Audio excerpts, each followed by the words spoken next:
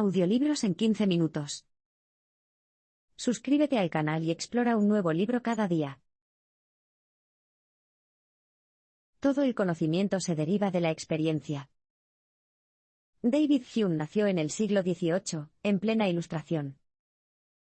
Con el ascenso del método científico en Europa, fue una época de optimismo sin igual en cuanto al poder de la razón para descubrir la verdad. A lo largo de este fructífero período, muchos grandes pensadores como Descartes, Locke y Berkeley idearon formas novedosas de tratar de basar sus filosofías en la razón. Sin embargo, a pesar de sus diferentes enfoques, todos estos filósofos cometieron el mismo error fundamental: todos intentaron incluir sus compromisos teológicos en sus filosofías racionales. En muchos sentidos, la filosofía empírica de Hume responde a estos desarrollos. Por un lado, Hume continuó con el hilo racionalista de la Ilustración al implorarnos que justificáramos nuestras creencias con la razón. Por otro lado, al limitar el alcance de la razón al ámbito de la experiencia humana, Hume desvinculó la razón del ámbito de la especulación que requiere creencias teológicas y, por lo tanto, sentó las bases para una filosofía puramente secular. El mensaje clave aquí es: todo el conocimiento se deriva de la experiencia. Toda la filosofía empírica de Hume se basa en una distinción fundamental: la distinción entre impresiones e ideas. Las impresiones son experiencias sensoriales y emociones directas. Por ejemplo, cuando ves el color rojo o cuando te enfadas, estás experimentando impresiones directas. Las ideas, en cambio, provienen de la imaginación o de la memoria. Tienes una idea cuando, por ejemplo, cierras los ojos y evocas el color rojo o la sensación de ira. Al estar abstraídas de las experiencias directas, experimentamos las ideas tan diluidas y vagas que las impresiones originales. Ahora bien, dado que las ideas son copias de las impresiones, se deduce que no podemos tener una idea hasta que no hayamos experimentado la impresión. No podrías, por ejemplo, saber realmente qué es el amor hasta que hayas estado realmente enamorado. Por supuesto, puede objetar que tiene todo tipo de ideas que nunca ha experimentado directamente. Con la ayuda de la imaginación, podrás invocar todo tipo de mundos ficticios llenos de monstruos y paisajes extraños que nunca habrás visto en la realidad. Esto es cierto.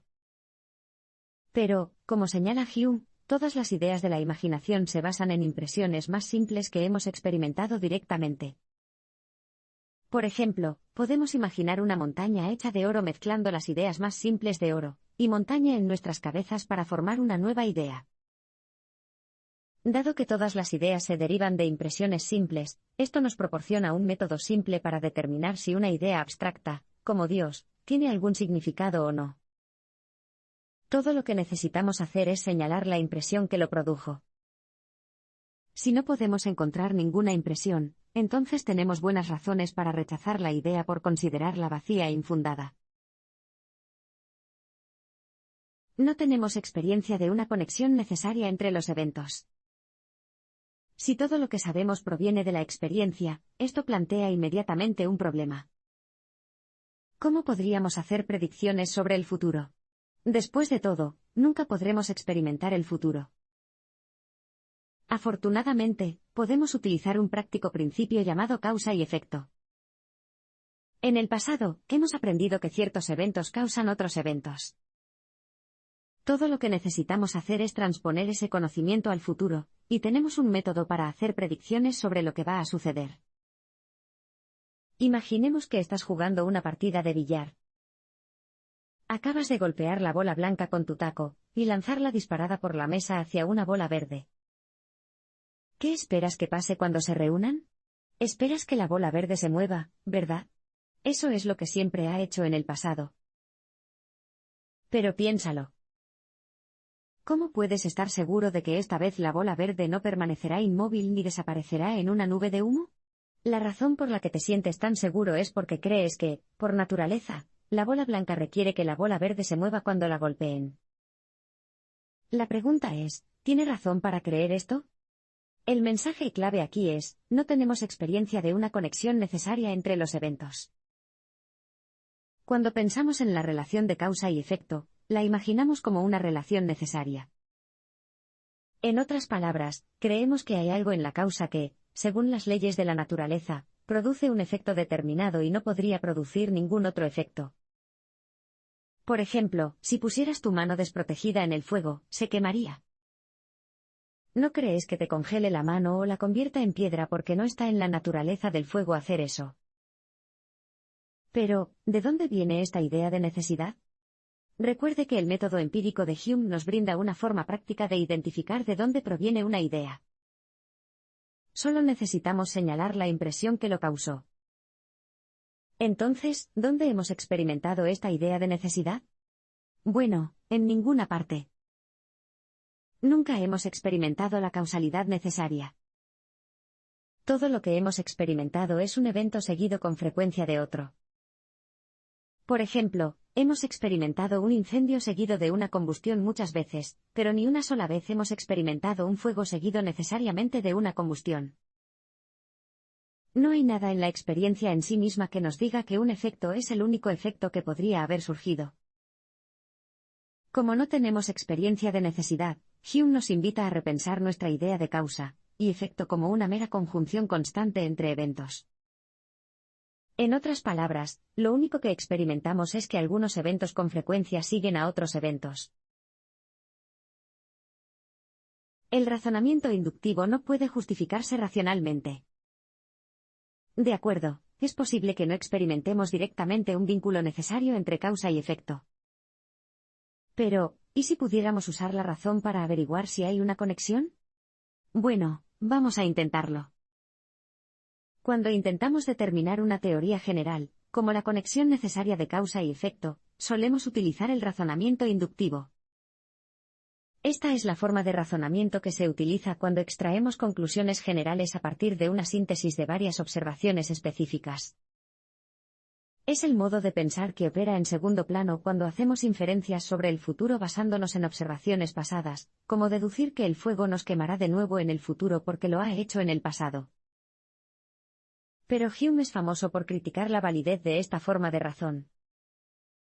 El razonamiento inductivo, argumenta, es despiadadamente circular.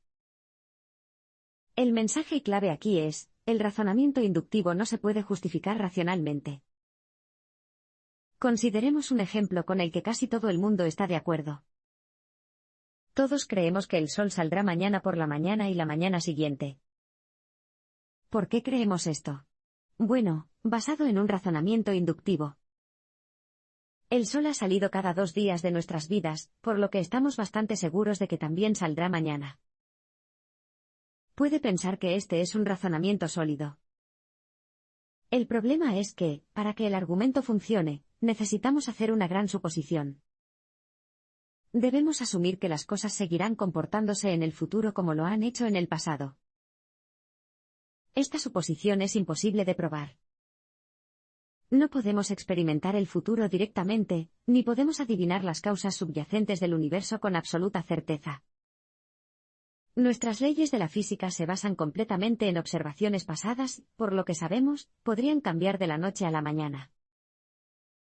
Ahora, tal vez te parezca obvio que las leyes de la física se mantendrán estables en el futuro. Se han mantenido estables toda tu vida, así que probablemente no cambien ahora, ¿verdad? Pero fíjate que si tratas de justificar la estabilidad futura de las leyes de la física apuntando al pasado, entonces estás utilizando el razonamiento inductivo. ¿Y qué nos enseñó Hume sobre el razonamiento inductivo? Que solo funciona si damos por sentado que el futuro será como el pasado. Por lo tanto, estás asumiendo exactamente lo que estás intentando demostrar. En filosofía, esto se denomina circularidad viciosa. El razonamiento inductivo, entonces, no puede justificarse racionalmente. No tenemos más opción que aceptar la notable conclusión de que no tenemos ninguna justificación racional para creer que el sol saldrá mañana.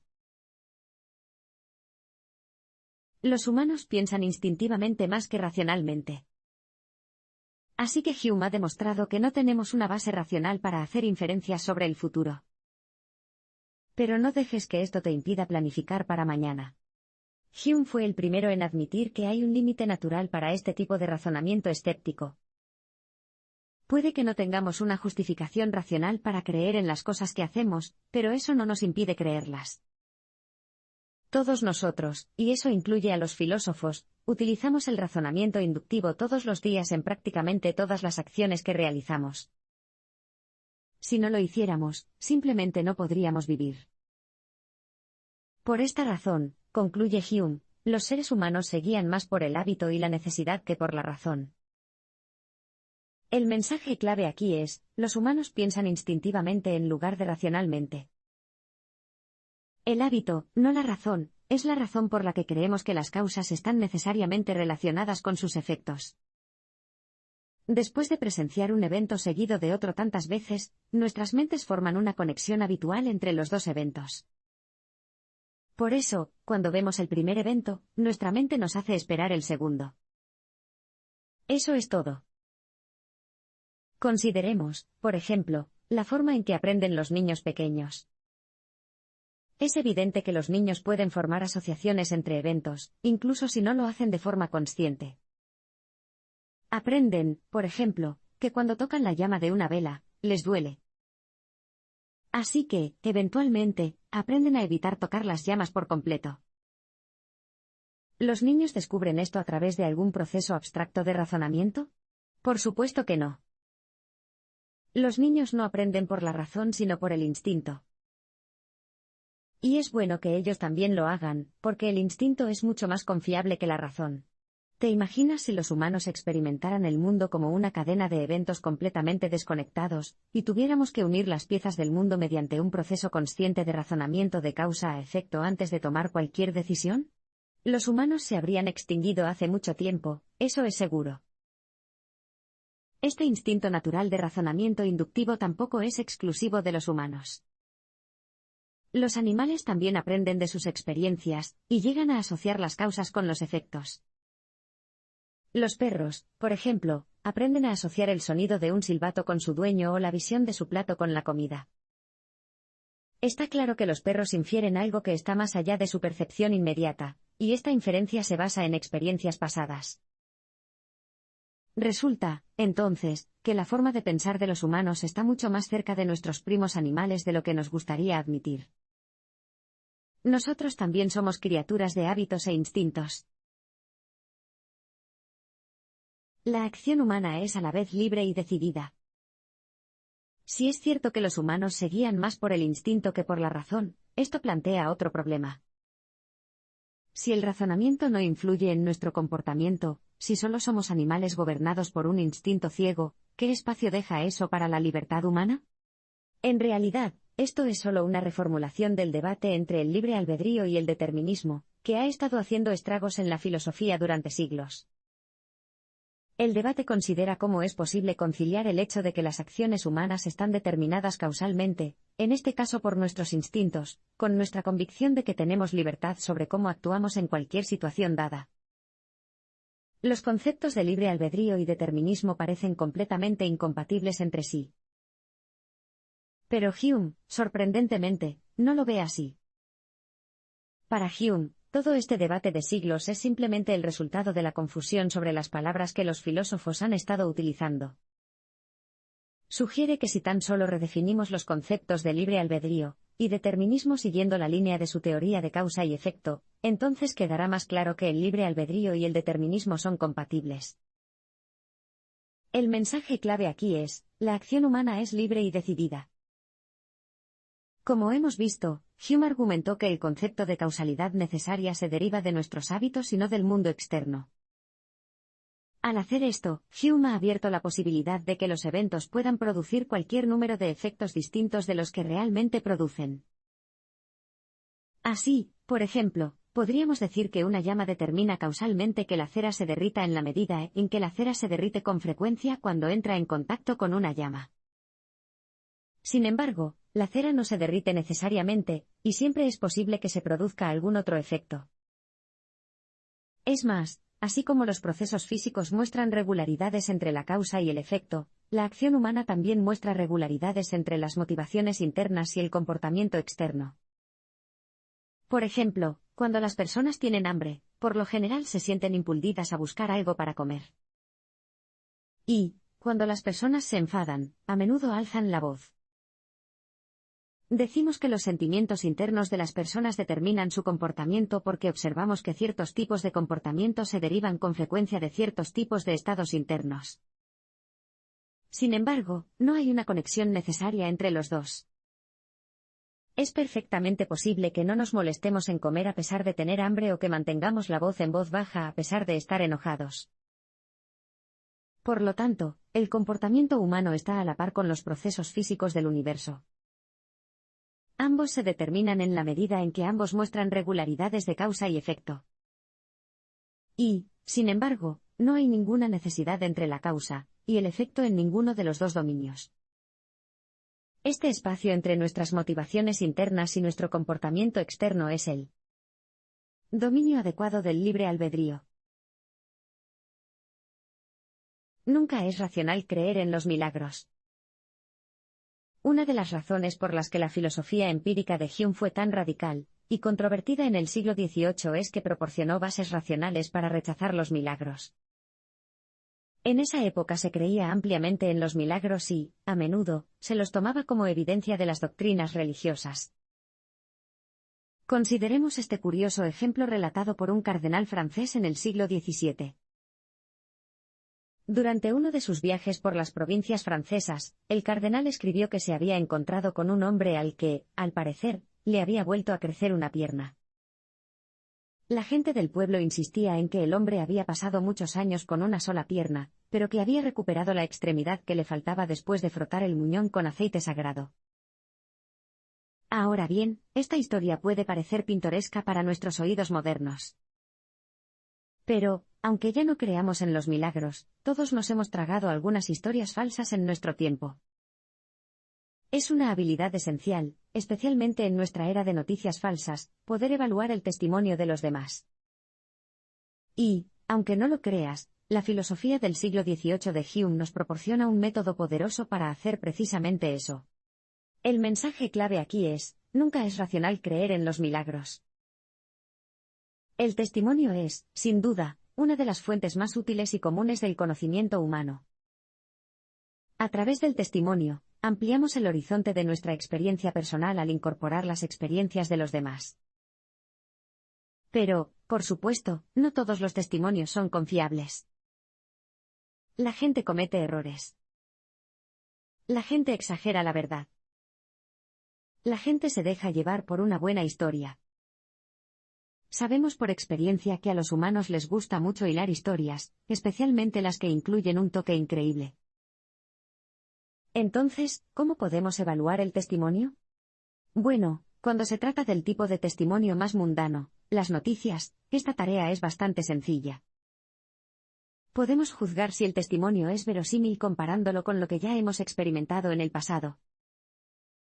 Sin embargo, cuando se trata de historias de eventos espectaculares y milagrosos, la verificación mediante la experiencia no es factible. El evento suele ser tan singular que no se puede repetir. Tampoco puedes compararlo con ningún evento que hayas vivido. Simplemente nunca has experimentado que un cadáver vuelva a la vida o que un miembro humano vuelva a crecer. Lo que eso significa es que la única evidencia que tienes a favor del milagro es el testimonio, el cual sabes por experiencia que no siempre es confiable. Por otro lado, tenemos una ley de la naturaleza aparentemente estable que no hemos experimentado el fracaso ni una vez en toda nuestra vida. Como nuestra experiencia de las leyes de la naturaleza siempre es mucho más confiable que nuestra experiencia de testimonio, siempre es más racional no creer en el relato de un milagro. Una buena cantidad de escepticismo contribuye a una buena vida.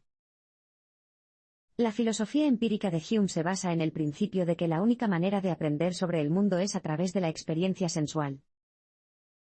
Por supuesto, admite Hume, esto requiere que confiemos en nuestros sentidos para representar el mundo tal como es, y no es nada obvio que así sea.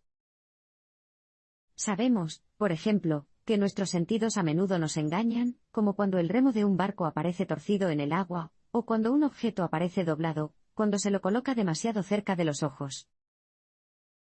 Tampoco podemos estar seguros de qué proporción de nuestra experiencia sensorial proviene de la mente. Algunos filósofos sostienen que cualidades como el color y el sonido son productos de la mente. Y, quién sabe, tal vez todo lo que experimentamos es solo una idea en nuestras cabezas. Por lo tanto, nuestra convicción de que existe un mundo externo no es algo que podamos saber con certeza. Sin embargo, como señala Hume, es imposible vivir con este tipo de escepticismo radical. Si intentáramos poner en práctica el escepticismo radical y suspender la creencia en todo, nos incapacitaría por completo. Por eso, argumenta Hume, necesitamos poner límites prácticos a la filosofía escéptica.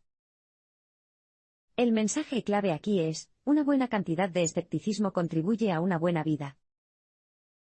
No podemos evitar confiar en nuestros sentidos, y creer en la existencia de un mundo externo. Este es simplemente otro caso en el que el hábito triunfa sobre la razón. Pero, si no es posible poner en práctica el escepticismo de manera consistente, ¿qué valor tiene? ¿Es solo un juego al que juegan los filósofos? Bueno, hay un sentido en el que el escepticismo radical puede beneficiar positivamente tu vida. Una vez que hayas pasado por el proceso de dudar de todo, incluida la razón misma, te quitará la confianza que tenías en ti mismo cuando eras joven y te haría sentir humilde.